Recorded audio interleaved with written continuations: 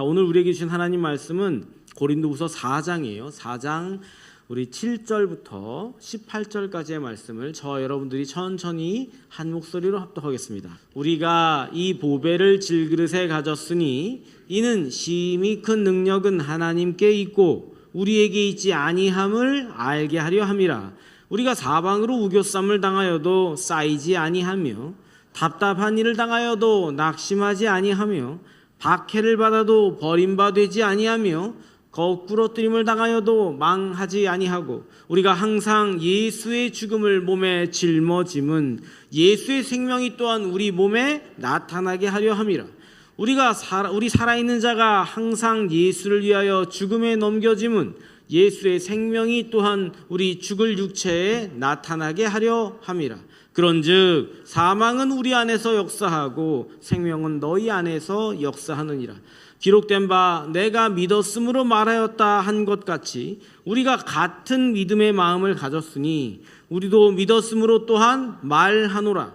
주 예수를 다시 살리시니가 예수와 함께 우리도 다시 살리사 너희와 함께 그 앞에 서게 하실 줄을 아노라. 이는 모든 것이 너희를 위함이니 많은 사람의 감사로 말미암아 은혜가 더하여 넘쳐서 하나님께 영광을 돌리게 하려 함이라. 그러므로 우리가 낙심하지 아니하노니 우리의 겉사람은 낡아지나 우리의 속사람은 날로 새로워지도다.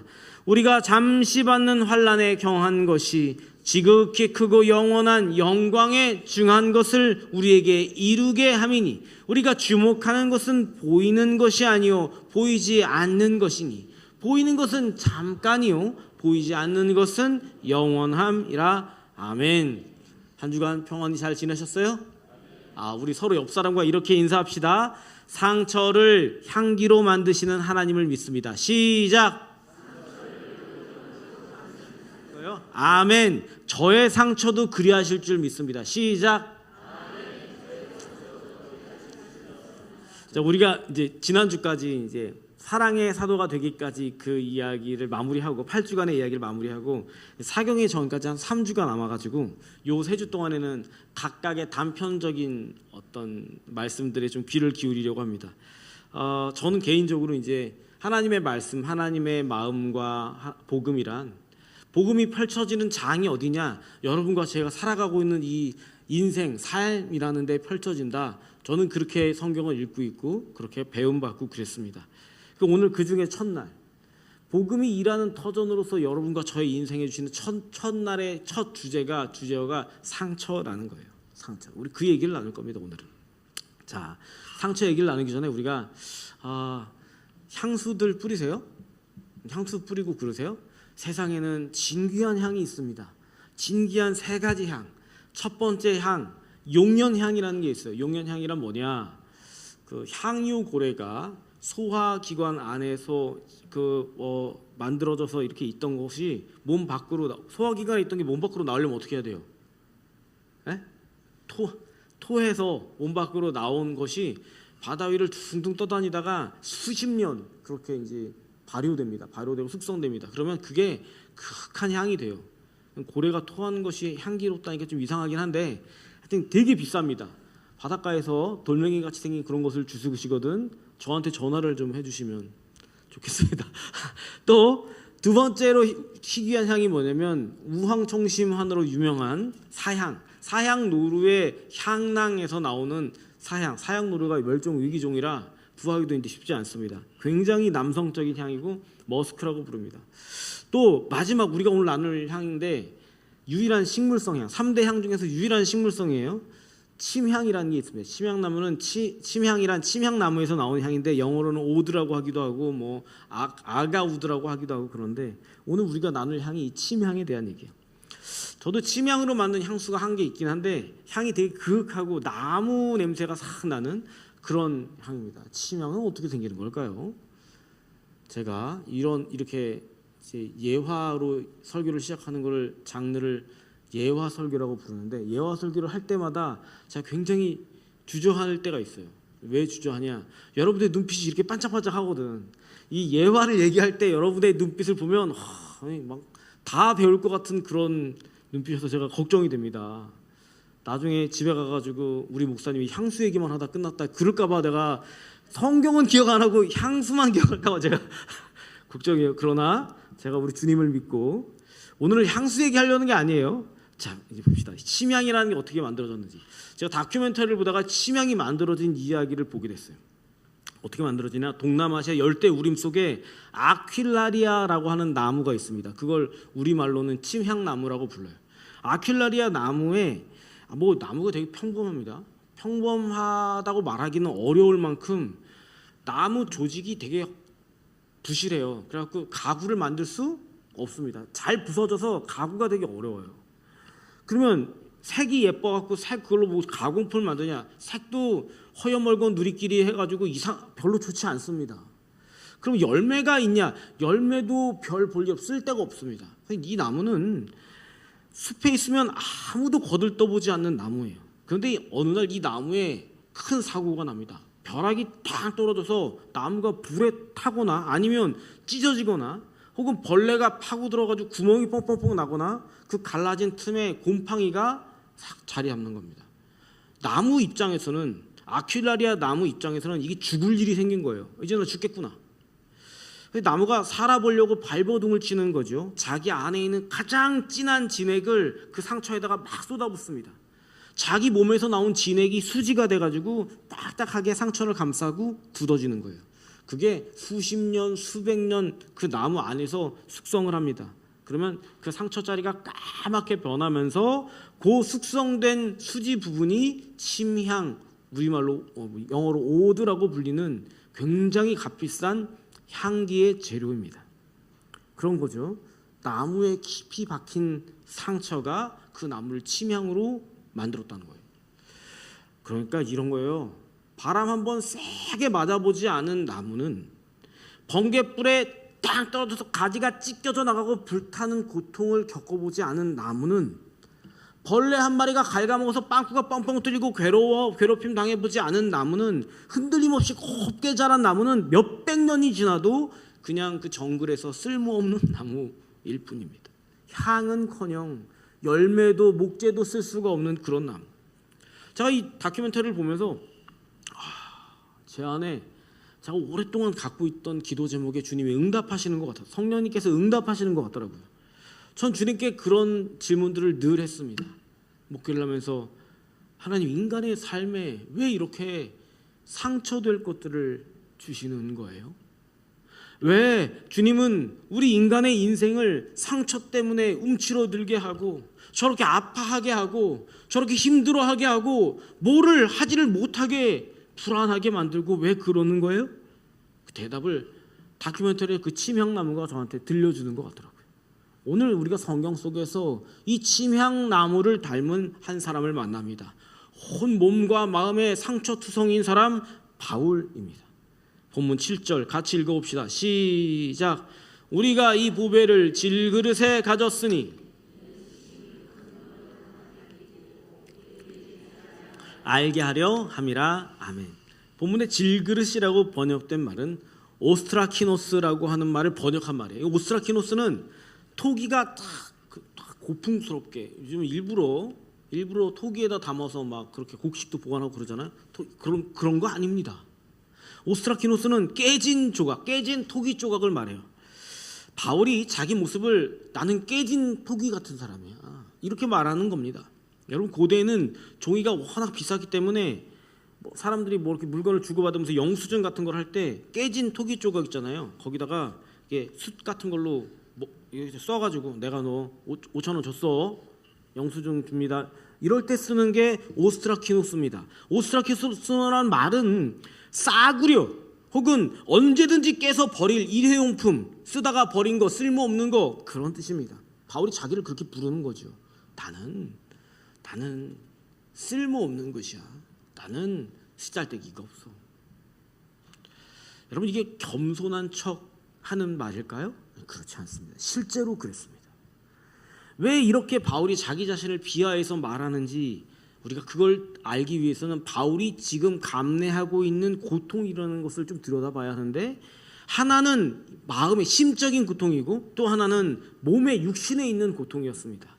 바울이 자기가 깨진 조각이라고 말하는데 자기 형편을 설명하는 장면이 8절로 9절에 나옵니다. 한번 봅시다. 바울이 자기가 어떤 형편이냐 네 가지를 찾는 거예요. 시작.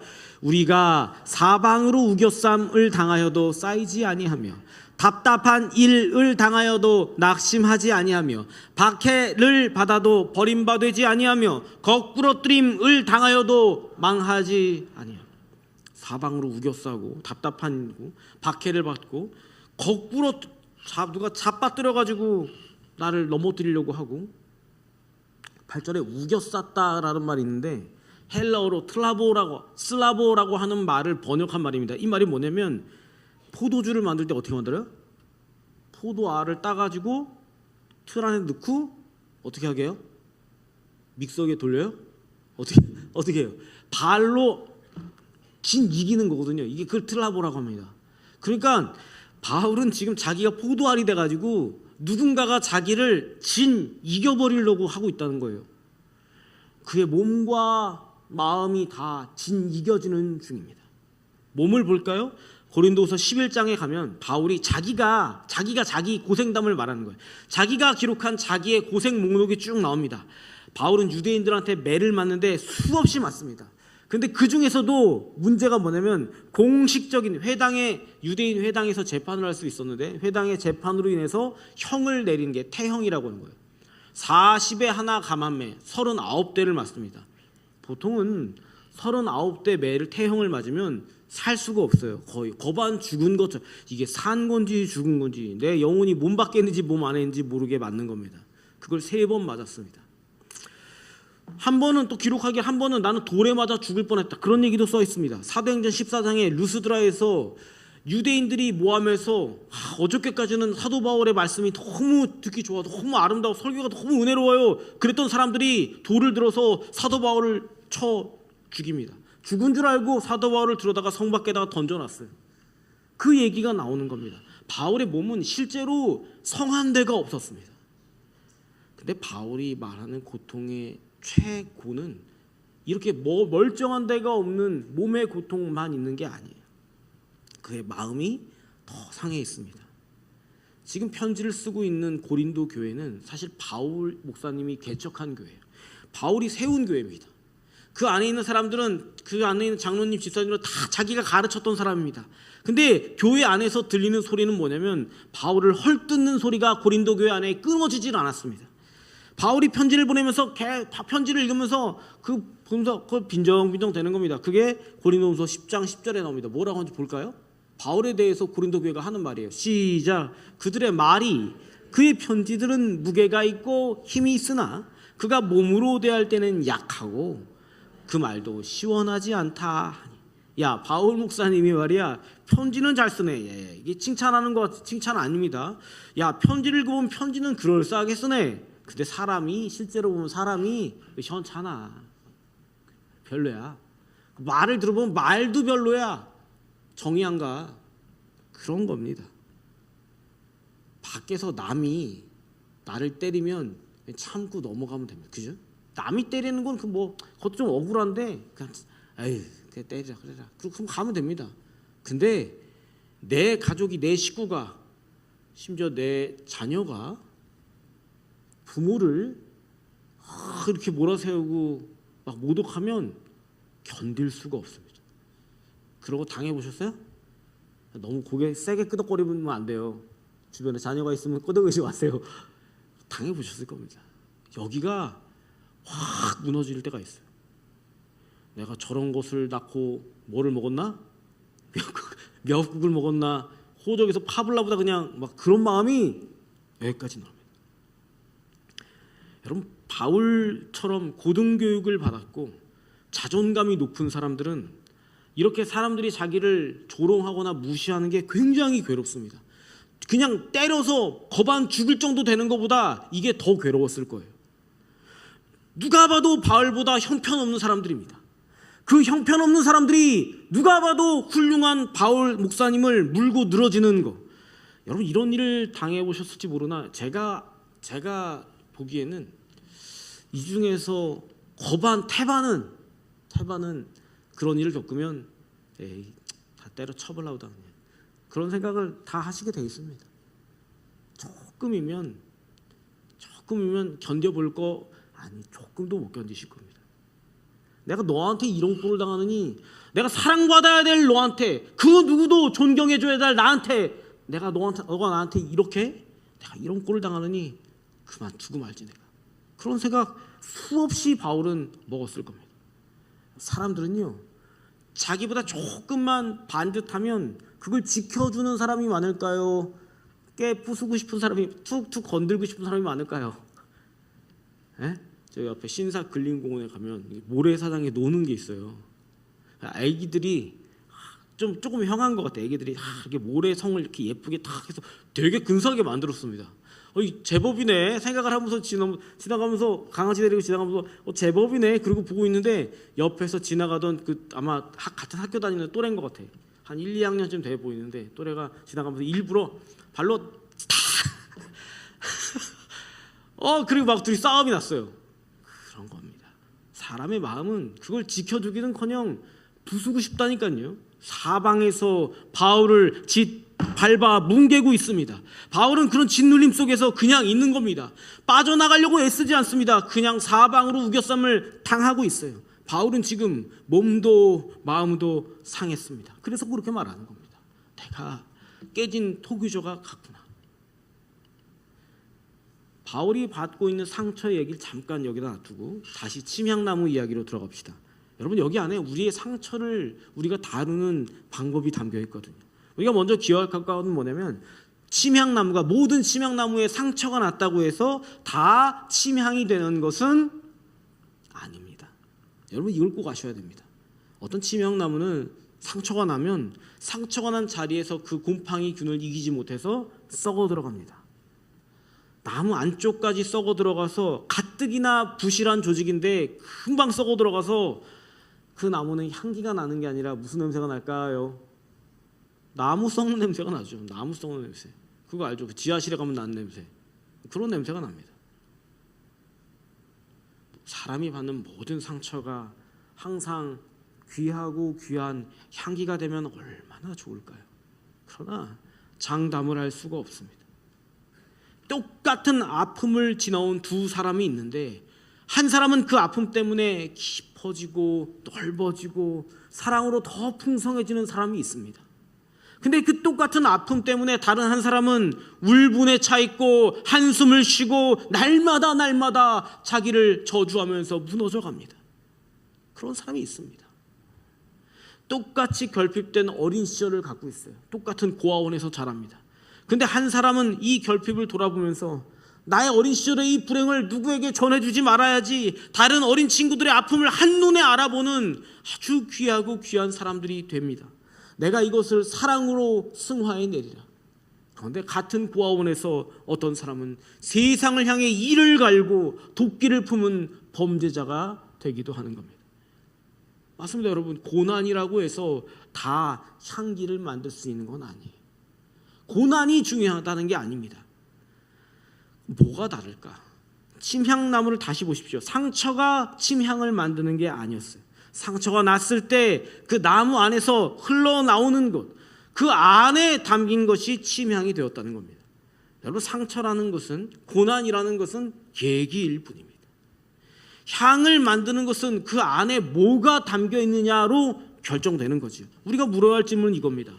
내가 혹은 우리가 혹은 그가 무슨 일을 겪었는가 안 겪었는가, 오래 겪었는가 덜 겪었는가, 그런 게 중요한 게 아니라 내가 그 고통을 겪고 있을 때 내 안에서는 과연 뭐가 나오느냐. 저거 네가 저러니까 저러지, 그런 말이 나오느냐, 아니면 이 안에 더할 나위 없이 깊은 사랑과 그 아픔을 가진 사람들을 알아보는 그 향기로운 마음이 풍겨나느냐, 그 차이라는 거죠. 그것을 주목하며 기도해야 하는 겁니다. 여기까지만 얘기하면 많은 분들이 한숨을 쉬시고 돌아갈 겁니다. 왜냐하면 여러분 다, 저나 저분도 마찬가지지만, 우리가 아픔과 고난 앞에 딱 마주하면 대번 나오는 게 원망이잖아요. 거기서 주님 감사합니다, 그런 사람이 있어요? 좀 궁금하네요. 저는 여태까지 한 번도 본 적이 없는 것 같은데. 없습니다. 주님, 왜 하필 접니까? 이게 1번으로 많이 나오는 것 같아요. 왜 하필 전가요? 아니면 주님 이거 다 저놈아 때문에 내가 이렇게 고생하는 거 아니에요? 다른 사람한테 이걸 원망하고.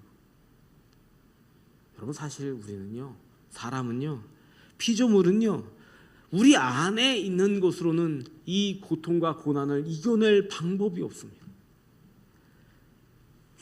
그것만 힘든 게 아니라 한 가지 더 괴롭히는 게 있죠. 그게 뭐냐면 시간이라는 겁니다. 상처에 그 진액이, 치약나무에 상처가 나서 그 상처에 진액이 나왔다고 해서 그게 곧바로 짠 내일부터 침향 그렇게 되느냐? 그렇지 않습니다. 그 침향이 굳어서 수십 년 수백 년이 있어야 침향 향기를 바라는 거예요. 그동안에 겉에서는 그 나무에 그냥 흉측하게 갈라지고 불탄 자국이 보이는 흉측한 흉터투성이 나무일 뿐입니다. 겉으로는 아무 일도 일어나지 않는 것 같아요. 이게 너무 오랜 세월입니다. 그게 우리를 괴롭게 합니다. 오늘 기도했는데 아무 변화가 없어요. 10년을 기도했는데, 20년을 기도했는데, 우리가 지난 수요일에 나눴던 것처럼 갈렙은 45년이 아무 일도 일어나지 않고 이스라엘의 그 허구적거리고 있는 원망 소리를 들으면서 그 마음을 지키고 살았다는 거 아닙니까? 여전히 나는 제자리 같고 여전히 내 삶에 아무런 변화가 안 일어나는 것 같아요. 목사님, 이제 저를 위해 기도하지 마세요. 다 소용없어요. 지금은 웃지만 다 소용없다고 한숨 쉬시는 우리 성도님들의 손을 붙잡고 있으면 여기가 미어져 옵니다.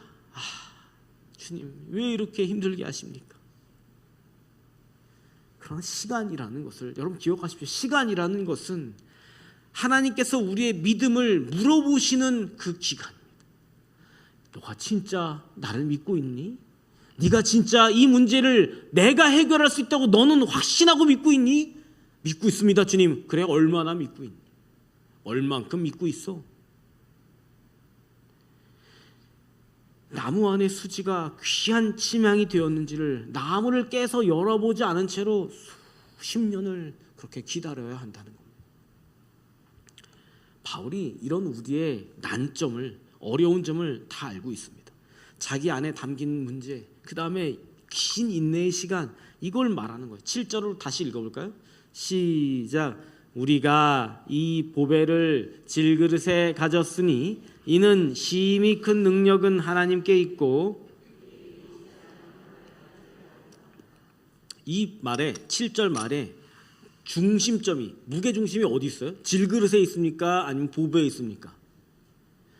질그릇이 변화되었다, 질그릇이 훌륭하다, 질그릇이 튼튼해졌다, 그런 걸 말하는 거예요? 아닙니다. 질그릇은 그냥 질그릇이에요. 이 무게중심은, 우리 삶의 무게중심은 우리를 둘러싸고 있는 많은 근사한 질그릇들에 있다는 게 아닙니다. 이 안에 흘러나오는 것에 있다는 거죠. 바울은 자신이 질그릇 같은 내 인생이 튼튼해서 다시는 깨지지 않는 아름다운 도자기가 되었습니다, 그렇게 말하지 않습니다. 내가 가진 것이 무한해져서 나는 재산이 엄청나게 많은 사람이 되었습니다, 그걸 말하지 않습니다. 내 건강은 영원할 거라고 장담하지 않습니다. 내 실력은 계속 승승장구해서 나아질 거라고 그걸 말하지 않습니다. 바울은 여전히 깨진 토기 그릇입니다. 여전히 잘 깨질 거고요, 누가 지나가다 툭 치면 무너지고 말 겁니다. 질그릇은 그냥 질그릇인 거예요. 그런데 그 안에 담긴 것이 달라져 버렸답니다. 안이 달라졌기 때문에 내가 고난을 받으면, 내가 팍 하고 깨지면, 내가 상처를 입고 와사삭 무너지면 이 안에 게 보이게 되어 있다는 겁니다. 고난으로 인해서 내 안에 보배가 드러난다, 빛을 발한다, 그걸 말하고 싶은 거예요. 그 안에 담긴 보배가 뭘까요? 6절 같이 읽어봅시다. 시작. 어두운데 빛이 비치라 말씀하셨던 그 하나님께서 예수 그리스도의 얼굴에 있는 하나님의 영광을 아는 빛을 우리 마음에 비추셨느니라. 하나님의 영광을 아는 빛이랍니다. 그 보배란 뭐냐? 하나님의 영광의 빛이 여기에 담기는 거예요. 바울이 지금 고난 중에서 예수님의 얼굴을 마주 뵙고 있습니다. 고난이란 바울 안에 담긴 예수님의 얼굴이 영광스럽게 드러나는 일입니다. 그래서 바울은 문장과 문장 사이에 깊은 경탄을 감춰두고 있습니다. 내가 사방으로 우겨쌈을 당했구나. 나 모르겠다. 그게 아니고 감사하구나. 내가 여기서 박살나고 부서지고 금이 가고 깨지면 이 안에 보배가 보이겠구나. 기억하십시오. 침향나무는 침향이 만들어지지 않고서는 아무런 가치가 없는 나무입니다. 우리 인생에 주님께서 두신 보배로움이 보이지 않는다면, 제가 좀 너무 잔인한 말이라서 자주 안 하는데, 그냥 우리는 푸죽간에 걸려있는 고기보다 조금 나은 것 정도, 그런 인생이 될 뿐입니다. 바울의 삶이 그러하죠. 사방으로 우겨싸서 집 밟히고 진 이겨지면서도 자기가 신뢰하고 가르치던 그 고린도 교회 사람들에게 별의별 소리를 다 들어가면서도 그 무례함을 견디면서도 몸도 마음도 다 망가져 있는데, 그런데 그렇게 내가 사그라들고 나면 하나님은 이 아픔과 이 상처로 주님의 아름다운 향기를 빚어가시리라, 그걸 믿고 있는 겁니다. 그래서 본문이 이렇게 말하는 거예요. 16절 같이 읽어봅시다. 시작. 그러므로. 시작. 감사합니다, 방송실. 시작. 언제 나오는 거예요, 방송실? 그러므로 우리가 낙심하지 아니하노니 우리의 겉사람은 낡아지나 우리의 속사람은 날로 새로워지도다. 아멘. 겉사람은 낡아집니다. 상처는 더 많이 생길 거고, 몸은 더 많이 지치고, 더 늙어갈 거고, 또 다치고 또 다치고 또 다쳐서 온몸에 흉터와 상처 투성이가 될지도 모릅니다. 성경이 그걸 부인하지 않습니다.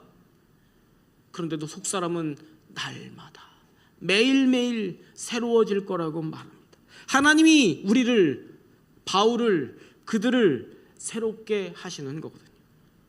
이제 바울은 자기 문제를 바라보는 게 아니라 멀리 바라봅니다. 바울이 이제 저울을 놓고 멀리 바라보고 있어요. 17절 볼까요? 시작. 우리가 잠시 받는 환난에 경한 것이 지극히 크고 영원한 영광에 중한 것을 우리에게 이루게 함이니. 한쪽에는 환난이 있습니다. 한쪽에는 영광이지요. 환난은 잠시랍니다. 그리고 가볍습니다. 영광은 영원하고 무겁답니다. 지금 이 가벼운 환난으로 무거운 영광을 얻을 수 있다면, 이 상처로 침향이라고 하는 귀한 향기를 얻을 수 있다면 바울은 기꺼이 그러겠노라고 자기의 고난과 상처를 돌아보는 중입니다.